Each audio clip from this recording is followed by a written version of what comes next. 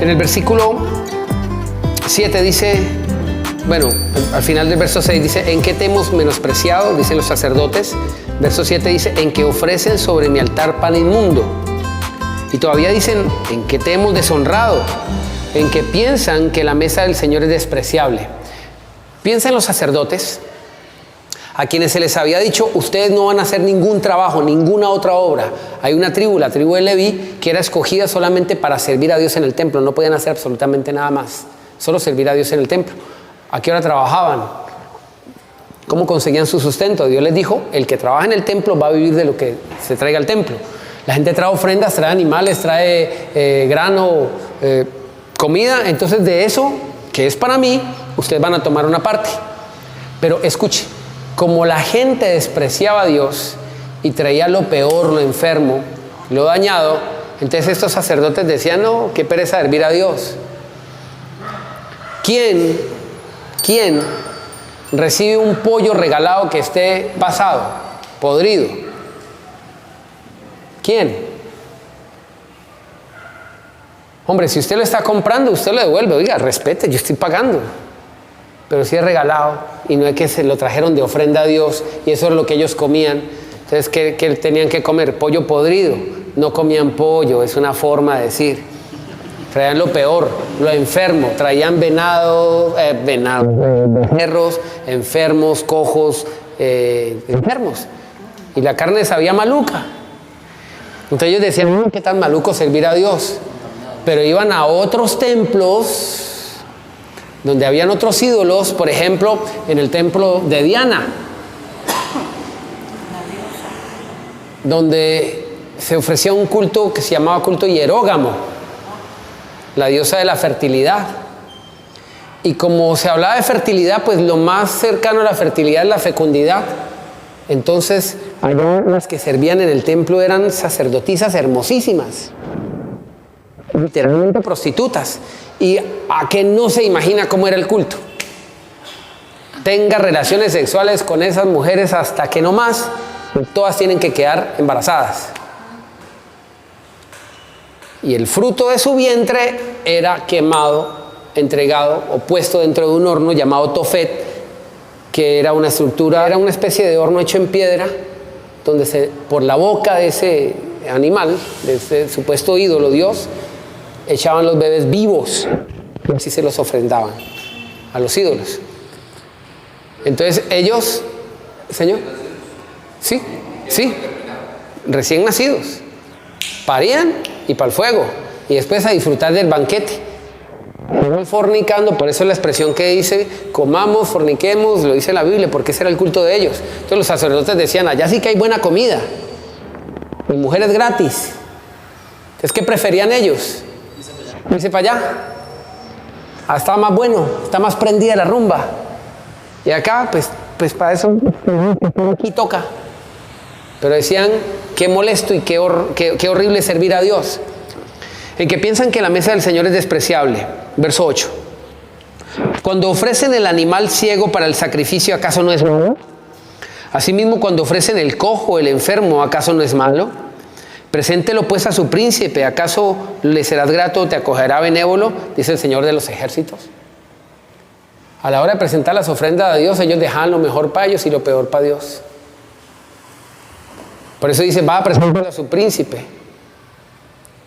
Hay gente que honra más a los seres humanos que a Dios.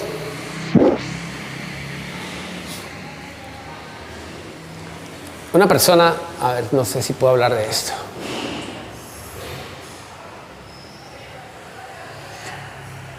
Una persona que trabajaba en un puesto muy, muy humilde, quiso congraciarse con su jefe. Fue en ese entonces a un almacén de ropa fina en Cali, en el almacén Unicentro, y una camisa en ese entonces costaba 70,000 pesos, hoy por lo menos 250, 300,000 pesos. Esa persona no honraba a Dios, daba limosnas, 1,000, 2,000, 1,500, 2,000, eran sus ofrendas. Y él dijo, pues tengo que poner bien al jefe porque así me va a poner bien en un buen puesto, me va a llevar bien. Y el día del cumpleaños, el que tenía el cargo más inferior que era él, le regala semejante detalle. A la semana lo echaron.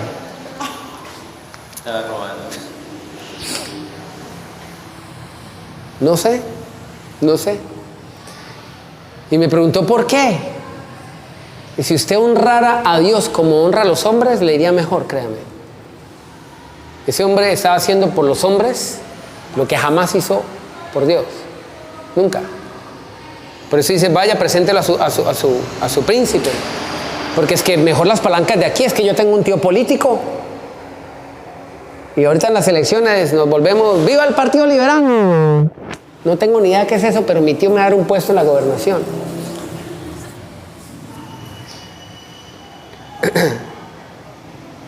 ¿Acaso le serás grato, te acogerá benévolo? Dice el Señor de los ejércitos, versículo 9. Ahora pues, oren por el favor de Dios para que tenga piedad de nosotros. Pero ¿cómo pueden agradarle si hacen estas cosas? Dice el Señor de los ejércitos. ¿Quién hay entre ustedes que cierre las puertas o alumbre de balde mi altar? Está diciendo, mire, los sacerdotes están aguantando literalmente hambre y ellos, ¿usted cree que lo hacen así de buena voluntad? ¿Aguantemos hambre? No. En el templo están sirviendo, pero no estaban recibiendo sus honorarios. Yo no me complazco en ustedes, dice el Señor de los ejércitos, ni de su mano aceptaré ofrenda. Porque desde donde hasta donde se pone, mi nombre es grande entre las naciones, y en todo lugar se ofrece a mi nombre incienso y ofrenda limpia. Grande es mi nombre entre las naciones, dice el Señor de los ejércitos, pero ustedes lo profanan cuando dicen inmunda en la mesa del Señor, cuando dicen que su alimento es despreciable. Además han dicho qué fastidioso es esto y me desprecian, dice el Señor de los ejércitos. Trajeron lo robado, lo cojo, lo enfermo y me lo presentaron como ofrenda. ¿Acaso aceptaré yo eso de sus manos? Dice el Señor. Maldito el que engaña, que teniendo machos en su rebaño, promete y sacrifica al Señor lo dañado. Era diferente. No es que el Señor le está pidiendo que traigan lo que no tienen, sino que le está diciendo, yo sé lo que tienen y traen lo peor. Traen las limosnitas, pero para lo suyo, sí tiene. Para lo suyo sí tiene. ¿Cuántos de nosotros a veces hacemos unos esfuerzos enormes por comprarnos el celular de los sueños, por comprar la camisa de los sueños, el pantalón de los sueños, el pantaloncillo de los sueños, las medias de los sueños, los cordones de los sueños? Pero jamás hacemos un sacrificio realmente de honra para decir, bueno, la casa de Dios, ¿no? La obra de Dios, ¿verdad? No lo hacemos así. Y eso es lo que decía, maldito, y esa es la expresión, maldito el que engaña. ¿A quién engañará? Es la pregunta. ¿A Dios? No lo puede engañar, Dios lo sabe todo, por eso le está diciendo, son malditos porque no sé qué son. Se engañan ellos mismos, porque pretendiendo recibir lo mejor, dando lo peor, no puede acontecer algo bueno. Por eso dice, ¿ustedes creen que haciendo esto yo me voy a complacer? Dice el pasaje, desde donde nace el sol hasta donde se pone, grande es mi nombre entre las naciones, en todo lugar se ofrece a mi nombre incienso y ofrenda limpia. Eso habla de honra. Se lo estaba deshonrando. Honra entonces no es dar, no es poner cosas, papelitos en ese sobre, no es hacerlo por hacerlo. ¿Sabe qué es honra? Es un reconocimiento de quién es Él. Cuando usted entiende lo que es eso, esto es algo personal, esto no es ninguna liturgia, ninguna doctrina, ningún mandamiento, es algo personal, sencillamente es un comentario personal. Cuando usted aprende a reconocer que para Dios es lo mejor, usted no solamente escoge para Dios lo mejor de cantidades, sino incluso en lo que presenta. Créame que yo he recogido ofrendas hasta billetes falsos, en serio. Hay gente tan descarada que en algún momento pidió de vueltas. En serio. Hay gente que, créame, que en algún momento le dimos a una persona un cargo para la contabilidad de la iglesia y esa persona,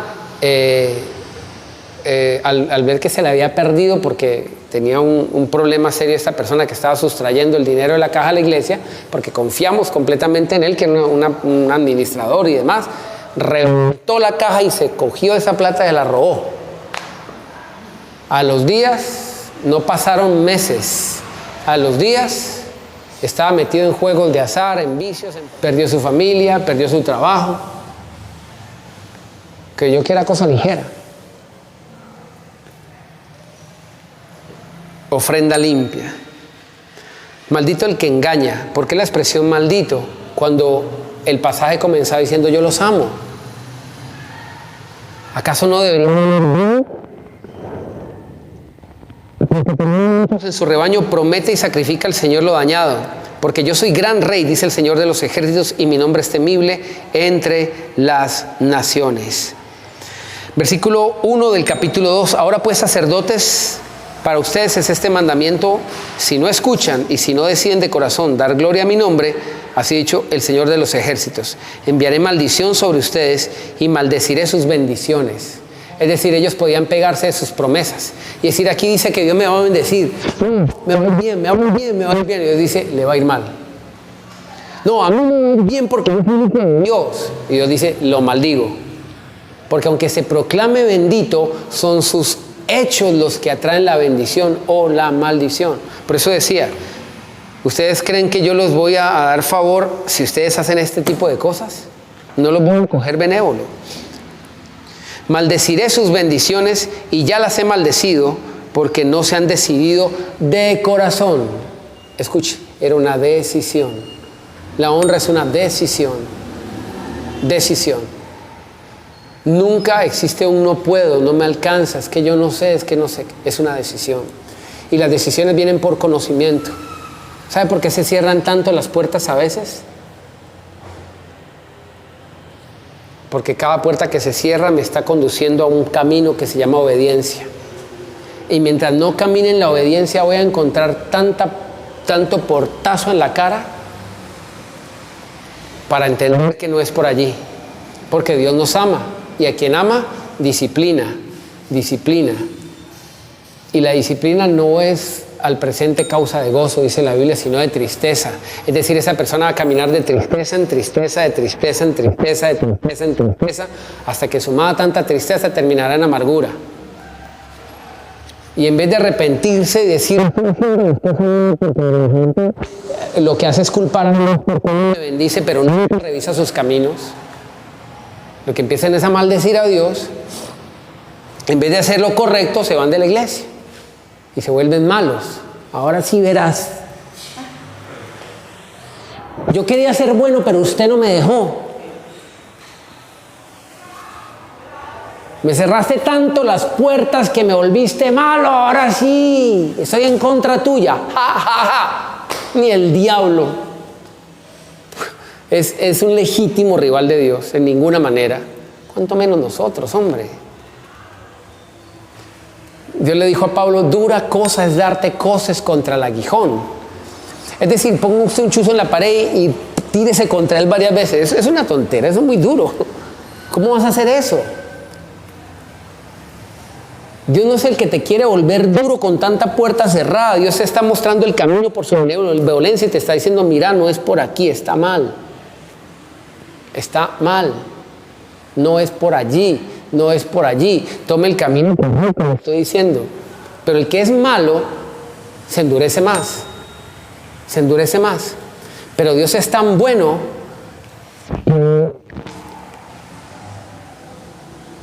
a pesar de nuestra rebeldía es misericordioso y nos sigue dando la oportunidad de poner un pie todavía al otro día y poder respirar.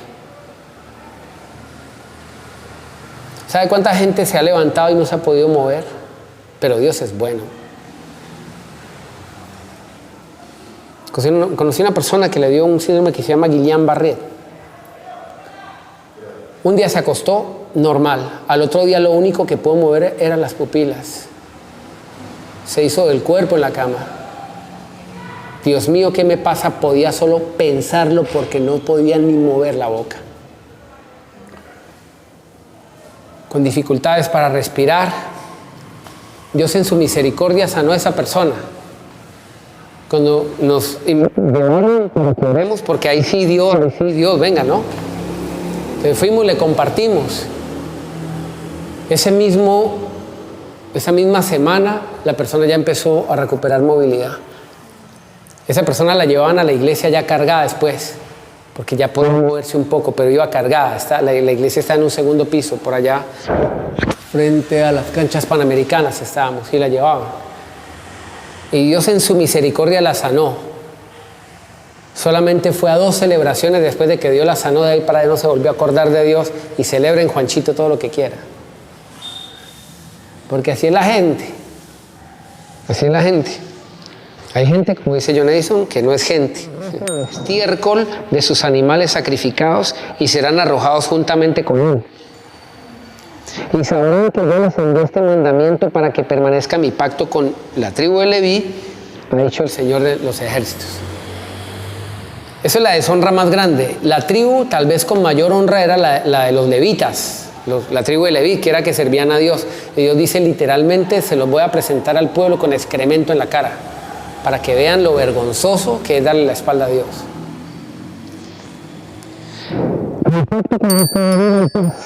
Se lo di para que me temiera. Y él tuvo temor de mí, y ante mí guardaba reverencia, ante mi nombre guardaba reverencia. La ley de verdad estuvo en su boca, y ni quién en sus labios. Entonces en justicia anduvo conmigo, pero muchos hizo apartar de mí. Porque los labios del sacerdote han de guardar la sabiduría, y de su boca el pueblo buscará la ley, porque es el mensajero del Señor de los ejércitos. Entonces está diciendo, mire, esto es lo que debe ser el ministro. Una persona por medio de la cual la gente busque a Dios. Pero esta gente despreciaron la gloria de Dios. Versículo 8. Pero ustedes se han apartado del camino, han hecho tropezar a muchos en la palabra y han corrompido el pacto de Leví, dice el Señor de los ejércitos. Por eso yo les he hecho despreciables, viles ante todo el pueblo, porque no han guardado mis caminos, hacen acepción de personas al aplicar la ley. Versículo 1 dice, yo envío un mensajero para que prepare el camino delante de mí, y vendrá súbitamente a su templo el Señor a quien ustedes buscan, y el ángel del pacto a quien desean ustedes ya viene, ha dicho el Señor de los ejércitos. Pero ¿quién podrá soportar el tiempo de su venida? ¿O quién podrá estar en pie cuando Él se manifieste? Porque es como un fuego purificador, como jabón de lavadores. Limpiar la plata, limpiará a los hijos de Leví, los afinará como el oro y como la plata, y traerán al Señor ofrenda en justicia. Ojo, que esto es una profecía de la venida del Señor Jesús, el Mesías, pero aquí dice la gente, porque vamos a verlo después, que no, eso de los diezmos ya eso no es para ahora, porque eso es el Antiguo Testamento.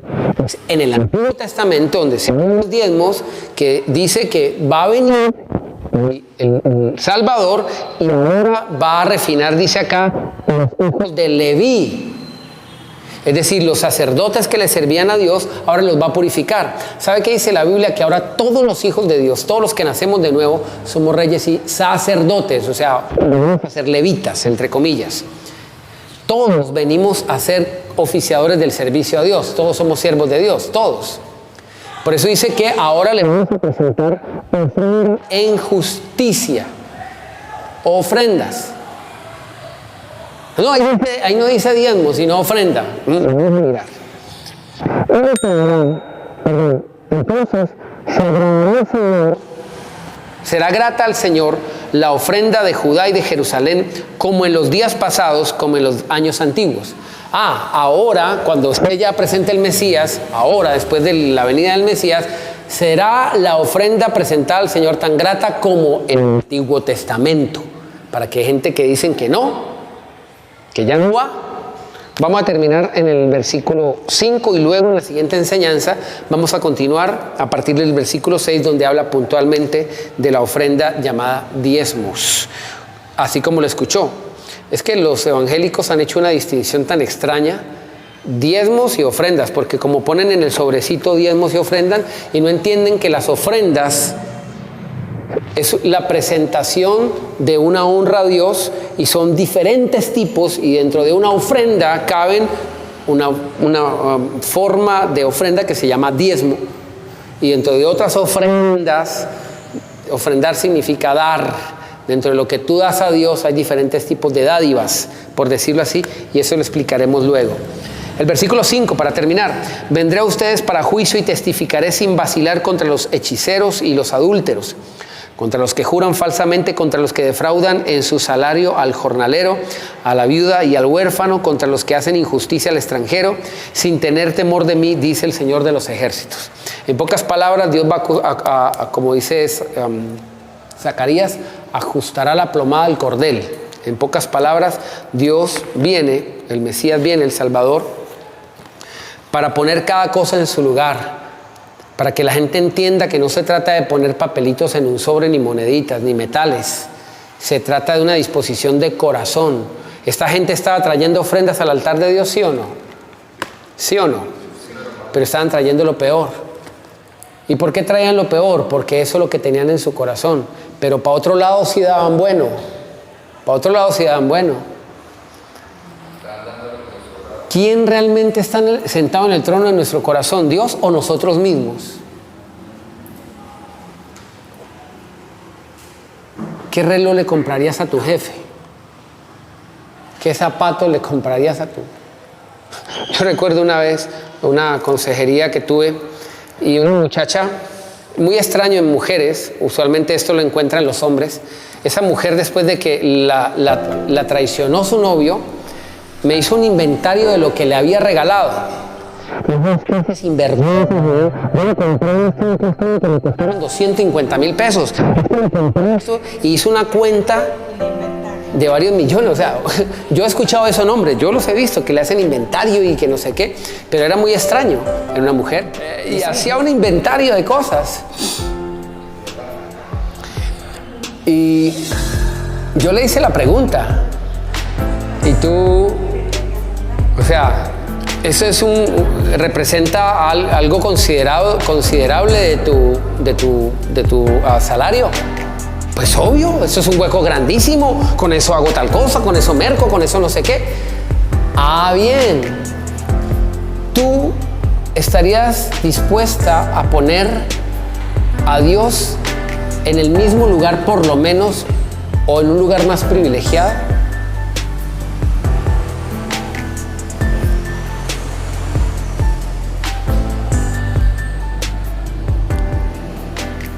Ahí es donde se nota dónde está el corazón.